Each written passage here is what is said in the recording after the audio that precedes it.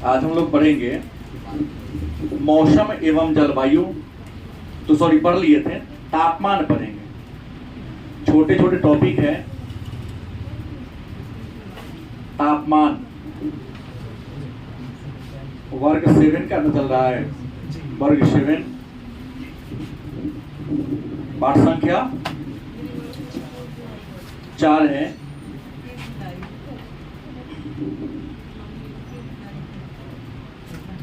चार में जिस टॉपिक पर चर्चा करेंगे उसका नाम है तापमान। तो प्रश्न है कि तापमान क्या है, या तापमान से आप क्या समझते हैं। तो तापमान का परिभाषा होगा वायु में मौजूद, वायु मतलब हवा, ताप एवं शीतलता, ताप एवं शीतलता के परिमाण को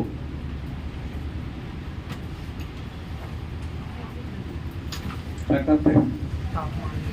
वायु में मतलब हवा में जो ताप माने गर्मी होती है या ठंडापन होती है। हवा में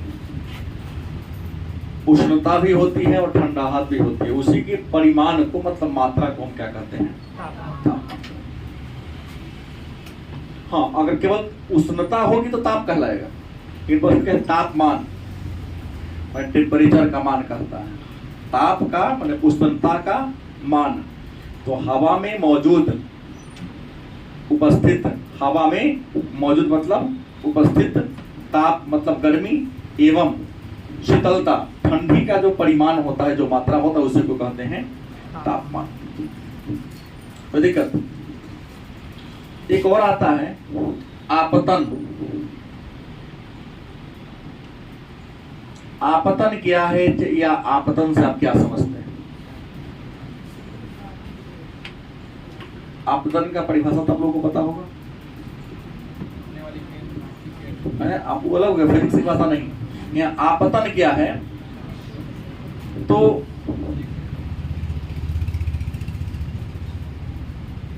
वह तत्व जो तापमान के वितरण को, तापमान के क्या करता है, प्रभावित करता है। हमारे पृथ्वी पर कुछ पदार्थ हैं, कुछ तत्व हैं, कुछ कारक हैं जो सूर्य से जो ताप आती है धरती पर उसको करती है, प्रभावित करते हैं। कहीं पर ज्यादा ताप आपको महसूस होता है, कहीं पर ताप महसूस, तो कहीं ज्यादा ताप है, इसके पीछे कुछ रीजन है। रीजन सीधा सा है कि सूर्य से उसकी निकटता, सीधा बात है। जहां तापमान कम मिल रहा है उसका सीधा सा कारण है सूर्य से उसकी दूरी नहीं, मतलब जो निम्न अक्षांश पर होगा उसका तापमान क्या होगा, ज्यादा होगा। और जो उच्च अक्षांश की होगा, जैसे भूमध्य रेखा या विषुवत रेखा से जैसे जैसे उतर जाएंगे या जैसे जैसे दक्षिण की ओर बढ़ेंगे, सूर्य से मिलने वाले प्रकाश की मात्रा में उसको क्या मिलेगी, कमी होती जाएगी। तो ही कहता है कि वह तत्व, चाहे वह कारक जो तापमान के वितरण को या बंटवारा को क्या करती है, प्रभावित करती है, क्या कहलाता है, आपतन। और जस्ट हमने बोला कि विषुवत रेखा से उत्तर या दक्षिण, विषुवत रेखा से आप उतर जाइए, चाहे विषुवत रेखा से, ताप की मात्रा क्या होगी, घटेगी। मतलब इसका मतलब सीधा हुआ कि सबसे ज्यादा टेम्परेचर कहां दर्ज किया जाता होगा, विषुवत रेखा पर। सबसे अधिक गर्मी कहां महसूस होगा, विषुवत रेखा, जिसको भूमध्य रेखा के नाम से भी जानते हैं। भूमध्य रेखा से ऊपर जाइए या भूमध्य रेखा से नीचे आइए, तापमान क्या होता है, घटता है। एक और आता है वायु दाब। क्या है वायु दाब? वायु दाब मतलब हवा का दबाव। वायु दाब का मतलब क्या होता है, हवा का दबाव। मतलब इंसान के बॉडी के ऊपर वायुमंडल का क्या पड़ता है, दबाव पड़ता है। इसी दबाव को हम क्या कहते हैं, लेकिन आप कहेंगे सर इसका हमें महसूस नहीं होता है कि हमारे बॉडी पर वायु दाब महसूस पड़ रहा है। मतलब मान लीजिए कि इंसान का हमने एक चित्र छोटा सा बना दिया,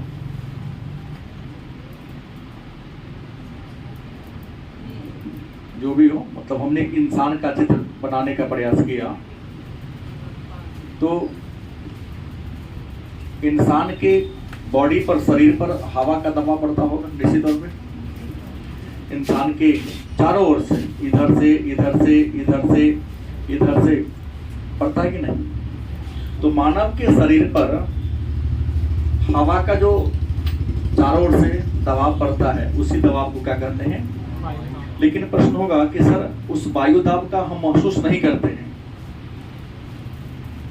इसके पीछे कारण है कि हमारे बॉडी के ऊपर बाहर से जितना हवा का दबाव पड़ता है, उतना दबाव हमारे अंदर ऑलरेडी मौजूद होता है। अगर अंदर हवा का दबाव नहीं होता तो हम पीछे भी जाते हैं, नहीं, हम क्या पड़ जाते हैं? पीछे पक जाते, छोटा हो जाते। लेकिन हमारे बॉडी में ऑलरेडी उतना दाब मौजूद है, इसलिए बाहर का प्रभाव आता है दाब, तो हमको प्रभाव नहीं पड़ता। और वायु दाब की विशेषता क्या है कि वायु दाब की खासियत है कि हमेशा HP से LP की ओर गमन करती है। HP मतलब हाई प्रेशर बेल्ट से लो प्रेशर बेल्ट की ओर क्या होती है? चलती है।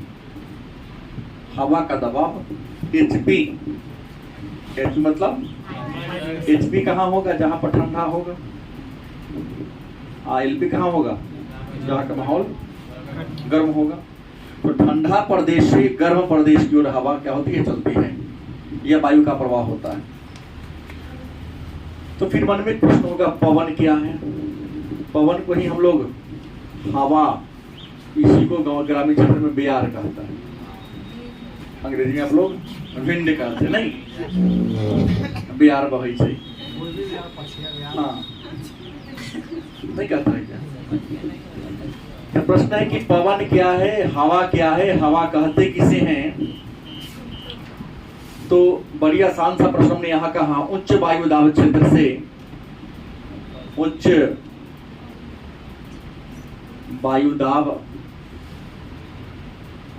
क्षेत्र से निम्न वायु दाब क्षेत्र की ओर, उच्च वायु दाब क्षेत्र से निम्न वायु दाब क्षेत्र की ओर चलने वाली पवन को क्या कहते हैं? हवा का। गलत सही? मन में प्रश्न होगा, तो ये जो पवन है, रियल में ये पवन के प्रकार कितने हैं? पवन होते कितने प्रकार के? तो वास्तव में देखा जाए तो पवन 3 ही प्रकार के, उदाहरण इसके अनेक हैं, लेकिन रियल में देखा जाए, आप कहीं भी पढ़ेंगे तो लगेगा कि पवन 3 प्रकार के ही होते हैं। पहला है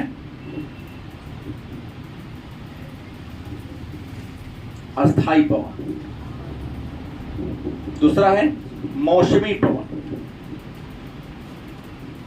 मौसमी पवन, और तीसरा स्थानीय।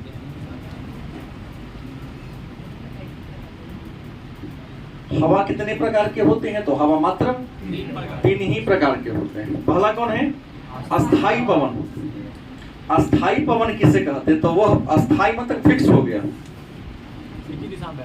नहीं, अस्थाई पवन मतलब फिक्स हो गया ना, मतलब वह पवन जिसकी दशा, दिशा, स्थिति सालों भर समान वेग से, समान दिशा में, समान क्षेत्र में बह रहा हो, माने एक ही जगह पर, एक ही दिशा में, एक ही वेग से लगातार जो हवाएं बहती हैं, उसको हम अस्थाई पवन के नाम से, इसको हम नाम दिया पूर्वा एंड पछुआ।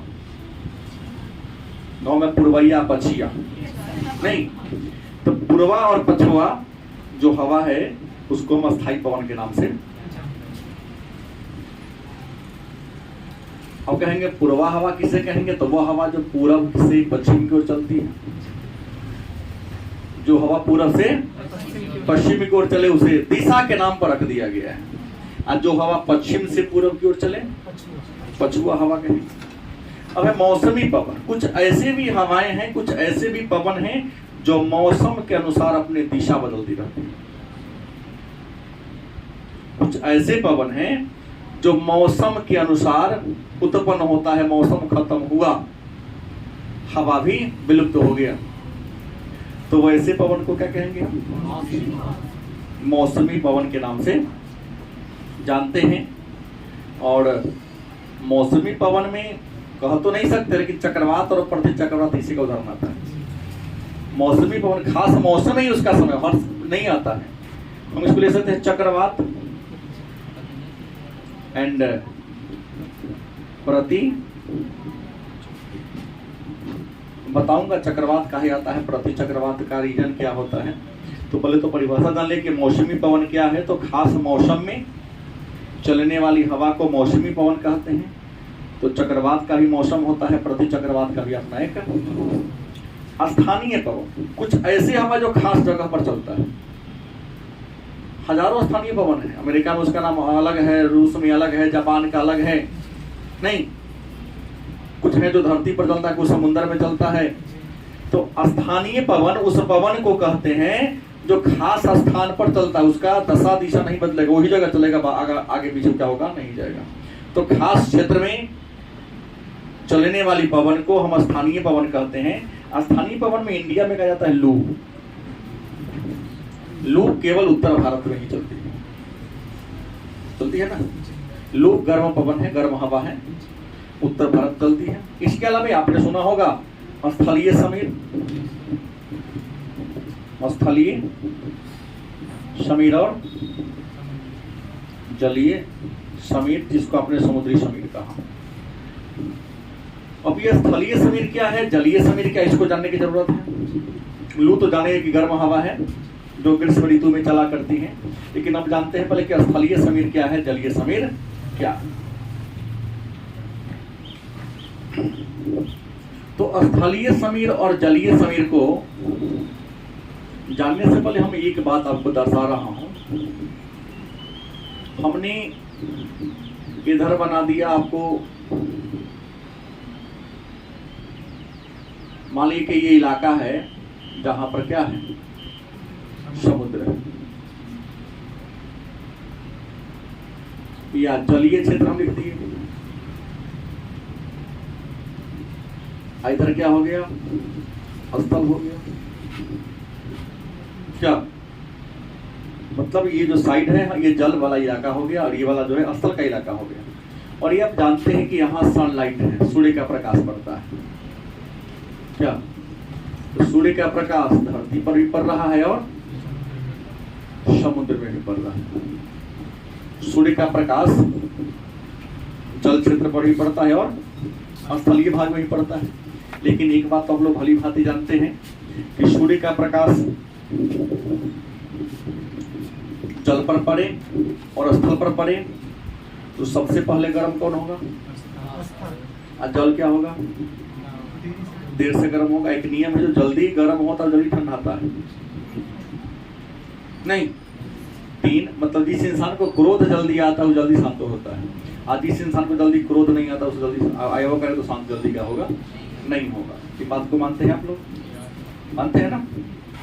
तो सूर्य का प्रकाश जलीय क्षेत्र में ही पड़ा, स्थलीय क्षेत्र में ही पड़ा। तो हम कहानी ले लेते हैं किस समय का, दिन का लेते हैं। कहाँ के ले लेते हैं, दिन का लेते हैं। तो दिन में जब सूर्य का प्रकाश धरती पर पड़ेगा, समुद्र में पड़ेगा, तो धरती पहले क्या हो जाएगा, धरती क्या होगा, गर्म ज्यादा हो जाएगा। लेकिन धरती के तुलना में समुद्र वाला इलाका क्या होगा, कम गर्म होगा। नहीं, गर्म तो दोनों होगा, लेकिन जलीय क्षेत्र कम गर्म होगा दिन में, और स्थलीय क्षेत्र। जब धरती गर्म हो गया तो धरती की के संपर्क में जो हवा है वो हवा क्या हो जाएगी, दिन में क्या हो जाएगी, गर्म होगी। जब दिन में वो हवा गर्म हो जाएगी तो गर्म होने पर क्या होता है, हल्का होगा। हल्का होगा तो कहाँ जाएगा, दिन में नीचे की हवा ऊपर की ओर चल जाता है। जब वो हवा ऊपर चला गया तो यहाँ क्या बन गया, खाली स्थान बन गया। क्या बन गया, खाली स्थान बन गया। तो समुद्र में तो ठंडा इलाका है, धरती की तुलना में तो हवाएं बड़ी तीव्र गति से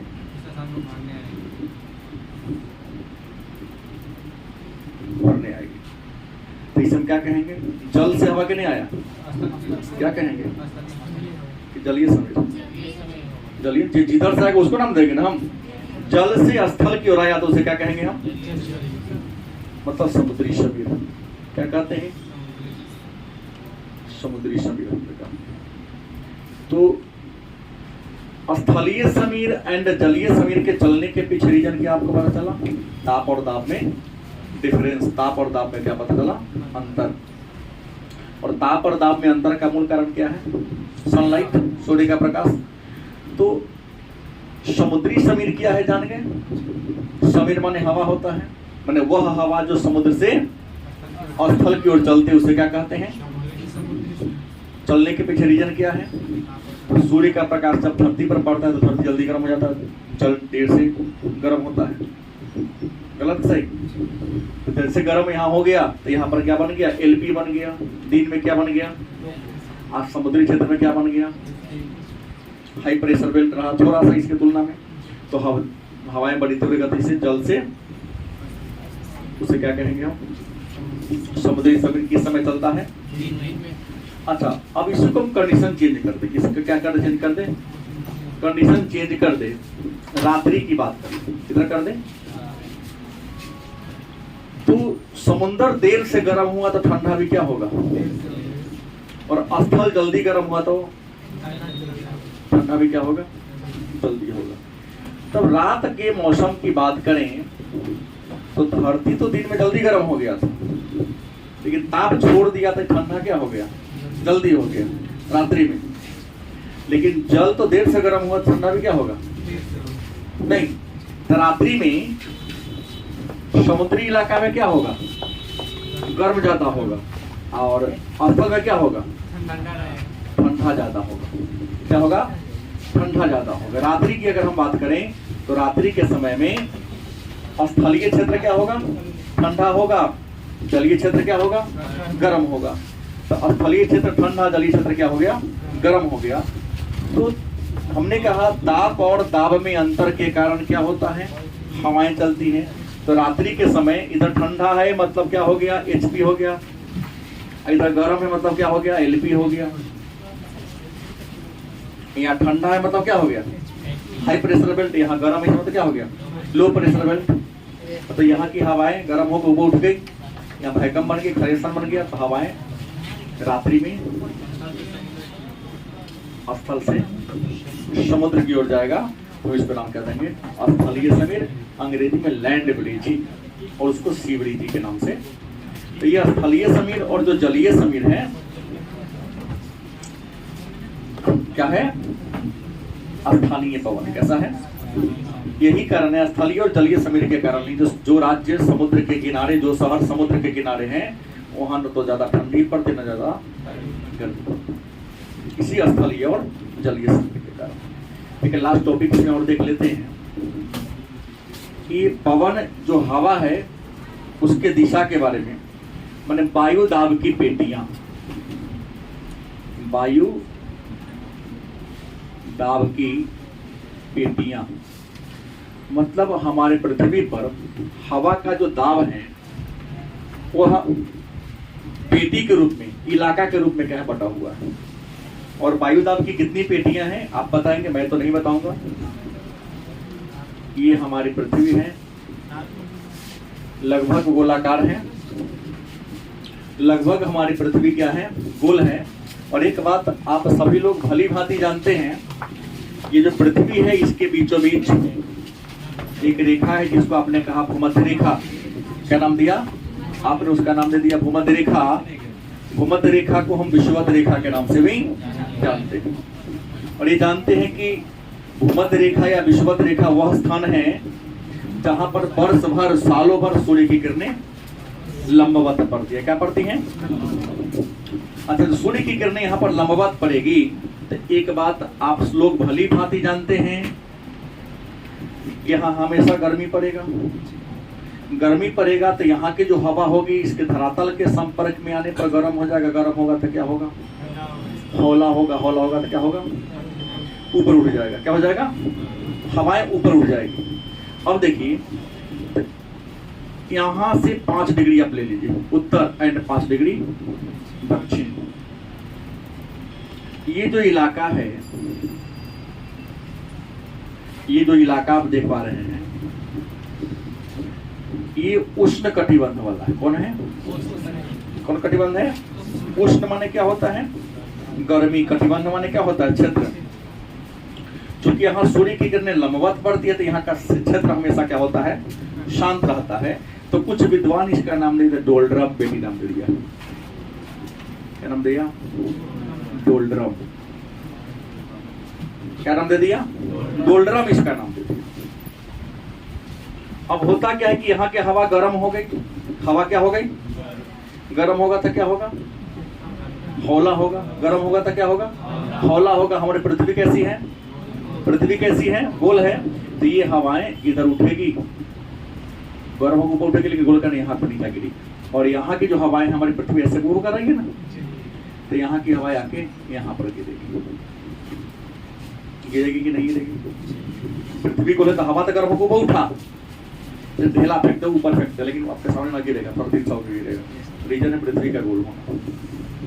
तो यहाँ गिरेगी, तो यहाँ गिरेगी। आप जानते हैं यहाँ पर एक रेखा है उत्तरी गोलार्ध में, क्या नाम है? और यहाँ पर एक रेखा जिसका नाम क्या है? क्या नाम है? मकर रेखा। तो ये यहाँ का गर्म हवा ठंडा ऊपर गया और यहाँ पर गिरा, और यहाँ तो सूर्य का प्रकाश है नहीं, नहीं है ना। लेकिन यहाँ जब गर्म जाके ठंडा पर गिरेगा तो वहाँ ठंडा वाला कोई क्या कर देगा? अपना प्रभाव जमाएगा ना। हर चीज का गुण होता है कि जो जहां जाता है अपना प्रभाव उस पर डालने का प्रयास करता है। तो हवा गर्म होकर यहाँ पर गिरा, लेकिन यहाँ जो समुद्री इलाका है वहाँ पानी ठंडा था, उसे क्या कर देगा? गर्म करेगा कि ना करेगा? गर्म करेगा। तो गर्म करेगा तो ये हवा पुनः जब गर्म करेगा तो हौला होकर इधर बढ़ जाएगा। क्या होगा? हौला होकर इधर बढ़ेगा। लेकिन यहाँ का जब पानी, यहाँ का हवा गर्म हो गया तो हौला हो गया, तो यहाँ क्या बने? खाली जगह बन गया ना। तो बड़ी तेजी से हवाएं इधर की ओर आएगी। किधर आएगी? यहाँ की हवा आएगी। आएगी नहीं आएगी? आएगी। मूव कर रही है तो यहाँ पवन ये आ गया तो इसको भी ये आगे की ओर फैलाएगा, इसको ये आगे की ओर फैलाएगा, इसको आगे की ओर फैलाएगा। लेकिन यहाँ ठंडा होता है, यहाँ से भी जल क्या होगा? यहाँ ठंडा पानी आएगा।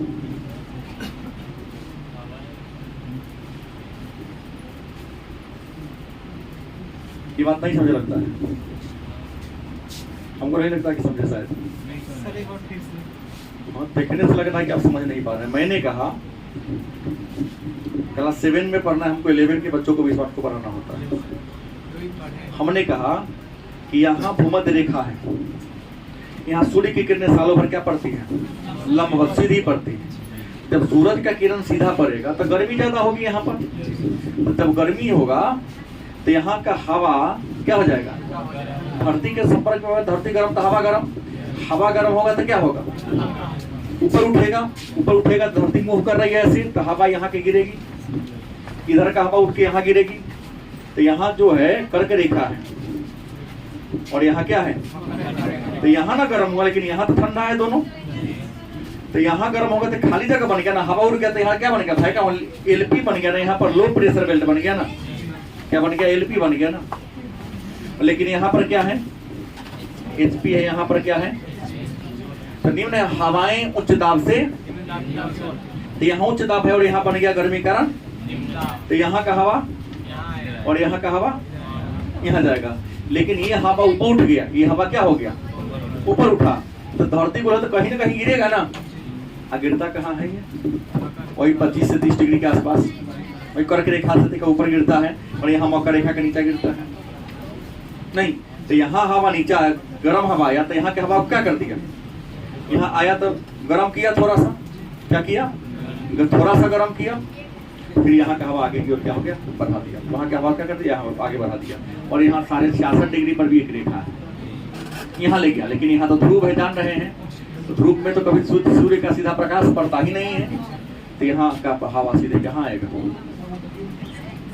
यहाँ आएगा। कटिबंध बन गया। सेम कंडीशन यहाँ भी होगा, यहाँ ध्रुव बन जाएगा। तो यहाँ का हवा कहाँ आएगा? इधर आएगा। यहाँ का हवा इधर आएगा। यहाँ का हवा ये तो इधर आवे करेगा। अब ये जो होगा उष्ण कटिबंध हो जाएगा, ये हो जाएगा उपोष्ण, यहाँ भी क्या हो जाएगा? उपोष्ण। क्या हो जाएगा? समशीतोष्ण। समशीतोष्ण का कि ठंडा तो था ही, लेकिन यहाँ वाला गर्मी यहाँ पर आ गया, तो ठंडी गर्मी दोनों पड़ेगा, तो समशीतोष्ण। इसको उपोष्ण क्यों कहा? तो खूब उमस वाली गर्मी यहाँ पड़ेगी। और यहाँ तो कभी सूर्य का प्रकाश आता नहीं, तो यहाँ पर क्या पड़ जाएगा? शीत कटिबंध। तो हमारे पृथ्वी पर जो एरिया है ठंडी और गर्मी का आधार पर जो धरती को बंटवारा किया गया है उसको कहते हैं कटिबंध। और पृथ्वी के विद्वानों का कहना है कि 7 गो कटिबंध है। कितने कटिबंध है? 7 कटिबंध है। शीत कटिबंध, समशीतोष्ण कटिबंध, उपोष्ण। 3 गो ही हुआ, तो 3 गो नीचा होगा, 6 गो हुआ, एगो बीच वाला डोलड्रम वाला। यहाँ तो पूर्णतः उष्ण है ना, यहाँ पूर्णतः क्या है? उष्ण है। इसी इलाका की बात करता है, यहाँ के ही इलाका करता है, इस इलाका की बात करते हैं। इसी इलाका का विद्वान नाम दे दिया अश्व अक्षांश। अश्व अक्षांश का नाम दिया। अश्व अक्षांश क्यों नाम दिया? तो पहले जो व्यापारी होता था, इधर व्यापार करने आता, तो हवा के दिशा के अनुसार जहाज को यहाँ पर ले आता, कहाँ को? यहाँ पर छोड़ देता। लेकिन यहाँ की जो हवा जा रही है यहाँ गिराएगी। जहाज पर ऑलरेडी घोड़ा लदा हुआ था, क्या लदा हुआ था? घोड़ा। और ऊपर से जहाज पर हवा का दबाव आने लगा, तो जहाज क्या होने लगता था? समुद्र में दाब के कारण, भार के कारण डूबने लगता था, क्योंकि जहाज पर वायु का दाब ज्यादा लोड पड़ गया। तो लोग व्यापारी अपने प्राण को बचाने के लिए जहाज पर से घोड़ा को समुद्र में, जितना दाब पड़ा उतना घोड़ा समुद्र में क्या कर दिया? फेंक दिया, ताकि हमारा जहाज डूबने से क्या हो जाए? बच जाए। तो नाम रख दिया लोगों ने 30 से 35 डिग्री को अश्व अक्षांश, क्योंकि जहाज को बचाने के लिए लोग घोड़ा को पहले के समय में, क्योंकि पहले के समय में पाल वाला नाव चलता था, फेंक दिया करता था। ठीक है।